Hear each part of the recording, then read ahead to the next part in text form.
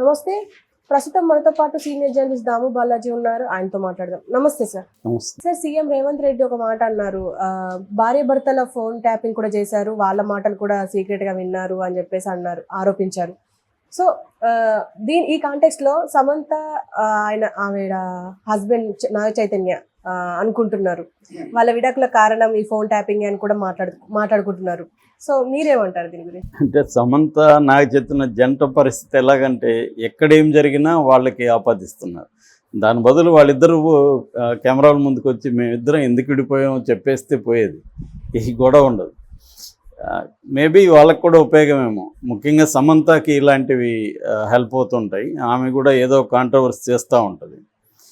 So కొత్తగా ఇప్పుడు రేవంత్ రెడ్డి నిన్న ఏం చెప్పాడంటే, అంటే రేవంత్ రెడ్డి చెప్పడానికి ముందు ఒక నేపథ్యం ఉంది. అదేంటంటే కేటీఆర్ మొన్న మాట్లాడుతూ ఫోన్ ట్యాప్ 10 లక్షలు అంటున్నారు, 1,00,000 అంటున్నారు, ఇష్టం వచ్చినట్టు ఒకరిద్దరిది చేసుంటారు, పోలీసులు ఉండేదే దొంగల ఫోన్ నెంబర్లు ట్యాప్ చేయడానికి అని దాని ఏమంటారు కేర్లెస్గా మాట్లాడాడు. సో నిజానికి ఒక సీరియస్ అలిగేషన్ వచ్చి దాని మీద విచారణ జరుగుతున్నప్పుడు ఆయన అలా కేర్లెస్గా మాట్లాడడం కొంత ఆశ్చర్యం కలిగిస్తుంది అందరికి కూడా. ఎందుకంటే ఒకరిద్దరిదైనా కూడా ఆయన చెప్పిన ఉద్దేశంలో రేవంత్ రెడ్డిని ఉద్దేశించే చెప్పినట్టుంది. దొంగలు అంటున్నాడంటే రేవంత్ రెడ్డి వాళ్ళు చేసుంటారు అన్నట్టుగానే మాట్లాడాడు. సో ఇవన్నీ కూడా రేపు ఏమవుతుందంటే వీళ్ళు చేశారు అని ఇప్పుడు ఆల్రెడీ జనం నమ్ముతున్నారు, వాళ్ళు చేశారని నమ్ముతున్నారు. ఎందుకంటే ఫోన్ ట్యాపింగ్స్ అనేవి ఎవరి గవర్నమెంట్లో కూడా కేవలం మామూలుగా అయితే దాదాపు సెంట్రల్ గవర్నమెంట్లో 10 డిపార్ట్మెంట్లు మాత్రమే పర్మిషన్ ఉంటుంది ఫోన్ ట్యాపింగ్ చేయడానికి.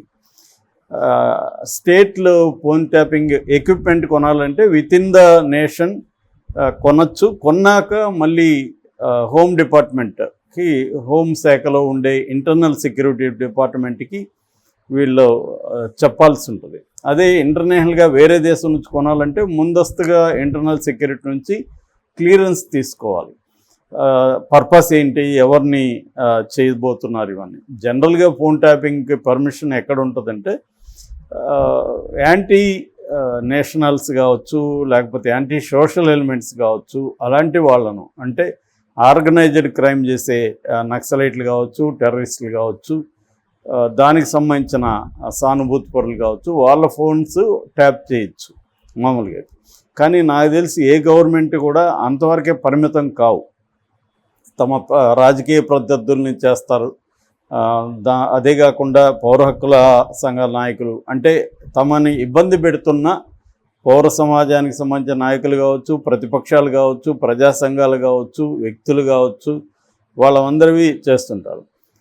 ఇంకా ముందుకెళ్ళి బాగా హైలీ వెల్తీ పీపుల్ని కూడా చేస్తారు. ఎందుకంటే ప్రతి ఒక్కరూ ఇండియాలో ఏంటంటే హైలీ వెల్త్ పోగేసుకున్న ప్రతి ఒక్కరూ ఎక్కడో చోట లాని బ్రేక్ చేయకుండా ఉండరు, లాని బ్రేక్ చేస్తారు. అది వాళ్ళకు కూడా తెలుసు. సో లాని ఎక్కడ బ్రేక్ చేశారో వీళ్ళ దగ్గర కాంక్రీట్ ఇన్ఫర్మేషన్ ఉంటే వాళ్ళని బెదిరించవచ్చు, ఫండ్ లాగచ్చు, ఇవన్నీ ఉంటాయి. కాబట్టి ఇవన్నీ చేస్తారు. కాకపోతే ఏంటంటే ఇప్పటి వరకు ఎవరు కూడా ఇంత సీరియస్గా ఫోన్ ట్యాపింగ్ మీదకి వెళ్ళలేదు. రేవంత్ రెడ్డి వెళ్ళాడు. ఇప్పుడు అక్కడ జగన్ మీద ఆరోపణలు ఉన్నాయి. జగన్ అంతకుముందు చంద్రబాబు మీద ఆరోపణలు చేశాడు. సో చంద్రబాబు పీరియడ్లో కూడా వాళ్ళు ఇట్లాగే ఇల్లీగల్గా మన ఇజ్రాయెల్ నుంచి తెప్పించారని జగన్ కూడా ఆరోపణ చేశారు. కానీ జగన్ కూడా ఆ విషయం మీదకి వెళ్ళలేదు, చంద్రబాబు పీరియడ్లో ఫోన్ ట్యాపింగ్ చేశారా లేదా. రేవంత్ రెడ్డి వెళ్తున్నాడు. సో ఈ కాంటెక్స్ట్లో కేటీఆర్ అలా చెప్పడం అనేది ఒక రకమైన షాకింగ్గానే ఉంది. మేబీ కేటీఆర్ ఏంటంటే ఒక ఫ్రస్ట్రేషన్ కనబడుతుంది ఈ మధ్య మాటల్లో. ఒకటి, పార్టీ ఖాళీ అయిపోతుంది, రెండోది కేసులు వచ్చాయి, సిస్టర్ని అరెస్ట్ చేసి జైల్లో పెట్టారు, తమను కూడా అరెస్ట్ చేసే అవకాశాలు ఉన్నాయి. ఒక పక్క ప్రజల్లో కూడా మినిమం సింపతి కూడా లేదు ఆ ఫ్యామిలీ మొత్తం మీద. సో ఈ కాంటెక్స్ట్లో వాళ్ళకి ఎలా రియాక్ట్ అవ్వాలనేది తెలియకపోయే అవకాశం ఉంది. ఆ ఫ్రస్ట్రేషన్లో నుంచి ఎట్లా అంటే అట్లా రియాక్ట్ అవుతారు. ఎప్పుడైనా చాలాసార్లు ఏం జరుగుతుందంటే మన ఫ్రస్ట్రేషన్లో లేదా కోపంలో ఎక్కువ తప్పులు చేస్తుంటాం. ఎందుకంటే అది ఆ ఎమోషన్ని మనం కంట్రోల్ చేసుకోలేక మనం ఎక్కువ తప్పులు చేసే అవకాశం ఉంది. కేటీఆర్ కూడా దీంట్లో ఉన్నాడు. 2-3 ఈ మధ్య ఆయన ట్వీట్లు చూసినా, ఉపన్యాసాలు చూసినా అతను మరిన్ని తప్పులు చేస్తున్నాడు అనిపిస్తుంది తప్ప దాని నుంచి నేర్చుకున్నట్టుగా ఏం కనిపించట్లేదు. ఈ కాంటెక్స్లో రేవంత్ రెడ్డి దాన్ని సమాధానం ఇస్తూ 2 విషయాలు చెప్పాడు. ఒకటి, కేటీఆర్ స్వయంగా చెప్తున్నాడు, ఒకరిద్దరిని ట్యాప్ చేస్తే ఏమవుతుంది అంటున్నాడు. ఏమవుతుందంటే నువ్వు మీ అయ్యా ఇద్దరు జైల్లో పోయి చెప్పకూడదు తింటారు అన్నది మాట్లాడాడు. అంటే ఇక్కడ ఓవరాల్గా ఏంటంటే ఇప్పటి వరకు అధికారుల మీదనే ఫోకస్ చేస్తుంది. ఈ దాదాపు దీంట్లో ఇన్వాల్వ్ అయిన అధికారులందరూ కూడా అరెస్ట్ అయిపోయి, నిన్న కూడా రాధాకృష్ణ అని ఆయన ఎస్కేప్ అయినాడు, ఆయన కూడా అరెస్ట్ చేశారు, కోర్టుకు పెట్టారు, 14 days జ్యుడిషియల్ కస్టడీకి పెట్టారు. ఇంకా మిగిలిన ఒకే ఒక ఆఫీసరు ఉన్నాడు, ఆయన్ని ప్రభాకర్ రావు డీజీ, ఆయన్ని కూడా అమెరికా నుంచి తెప్పించడానికి ట్రై చేస్తున్నారు. ఆల్రెడీ ఆయన కాంటాక్ట్లో కూడా వచ్చాడు, నాకు క్యాన్సరు, నేను ట్రీట్మెంట్ తీసుకుంటున్నాను, June, Julyలో వస్తాను అంటున్నాడు. కానీ అంతవరకు వీళ్ళు ఆగే ప్రసక్తి కనిపించట్లేదు. వీళ్ళు అక్కడికి కూడా అమెరికాకు వెళ్ళి ఇంటర్పోల్ ద్వారా నిజమేనా ఆయన చెప్పింది, అక్కడ అవసరం ఉందా లేదా ఇవన్నీ చెక్ చేసుకొని అవసరం లేదనుకుంటే ఆయన్ని డిపోర్ట్ చేస్తారు ఇక్కడికి. సో చేసినప్పుడు ఆయన్ని చేస్తే ఖచ్చితంగా నెక్స్ట్ స్టేజ్ ఎవరు, ఆయనకి ఎవరో చెప్పాలి కదా ఫోన్ ట్యాప్స్ చేయమని.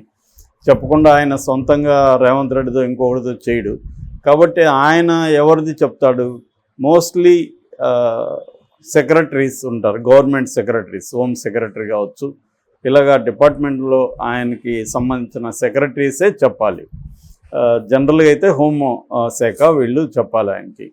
సో చెప్తున్నప్పుడు వాళ్ళని అరెస్ట్ చేసే అవకాశం ఉంది. అలా మెల్లమెల్లగా ఏమవుతుందంటే ఇది పొలిటికల్ డెసిషన్ తప్ప బ్యూరోక్రాట్ డెసిషన్ కాదు అనేది బయటకు వస్తుంది. పొలిటికల్ డెసిషన్ ఎవరుంటారు? సుప్రీం ఎవరు?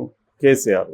సో కేసీఆర్ లేకుండా మనకు తెలుసు, కేసీఆర్ ప్రభుత్వంలో ఏ మంత్రికి కూడా ఇండివిజువాలిటీ కానీ ఇండిపెండెంట్ బిహేవియర్ కానీ ఎవరికి లేదు. మొత్తంగా కేసీఆర్ అండ్ ఫ్యామిలీ. కేసీఆర్ ముఖ్యమంత్రి అయితే డిఫాక్టో ముఖ్యమంత్రి కేటీఆర్.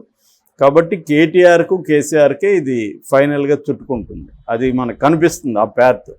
కాకపోతే లక్ష్మణ్ ఒక కామెంట్ చేశాడు, బీజేపీ బీసీ మోర్చా జాతీయ అధ్యక్షుడు. ఆయన ఏమన్నా అంటే రేవంత్ రెడ్డి లీక్ వీరుడా గ్రీక్ వీరుడా అనేది ఆయన అడిగారు. అంటే ఓన్లీ లీకులు ఇచ్చి సైలెంట్ అయిపోతారా, నిజంగానే గ్రీక్ వీరుడిలాగా వీళ్ళని వెంటాడి అరెస్ట్ చేస్తారా? అట్లా చేస్తారన్నప్పుడు ఈ కేసుని సిబిఐకి ఎందుకు ఇవ్వట్లేదు, సిట్ వరకు ఎందుకు వేశారు?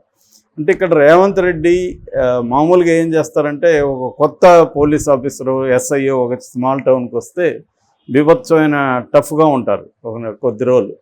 అందరినీ హ్యాకర్లను బెదిరించడం చేస్తుంటాడు.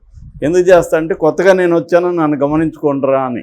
సో అందరూ వెళ్ళి ఆయనతో, సార్ ఏం సార్ మీరు ఏంటి మిమ్మల్ని చూసుకుంటాం సార్ అని చెప్పి ఆయనకి ఇవ్వాల్సింది ఇస్తే మళ్ళీ మామూలు అయిపోతుంది.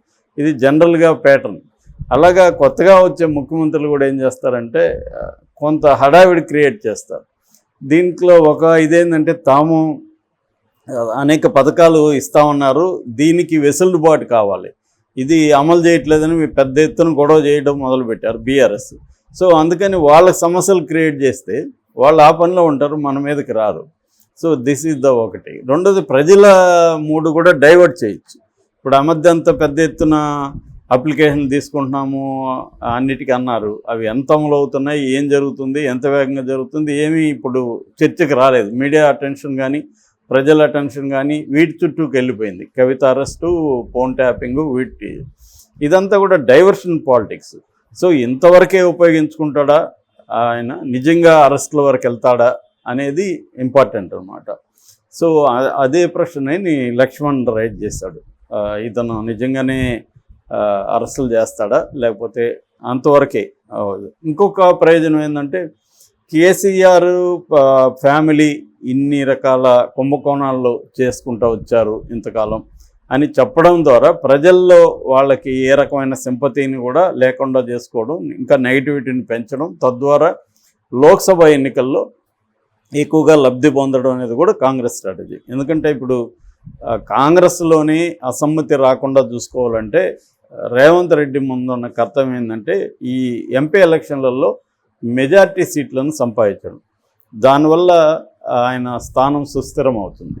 సో వీటన్నిటి రీత్యా అనేక కుంభకోణాలని బయటికి తీస్తున్నాడు. కానీ ఇవి లాజికల్ ఎండ్కి వెళ్తాయా లేదనేది మనం చూడాలి.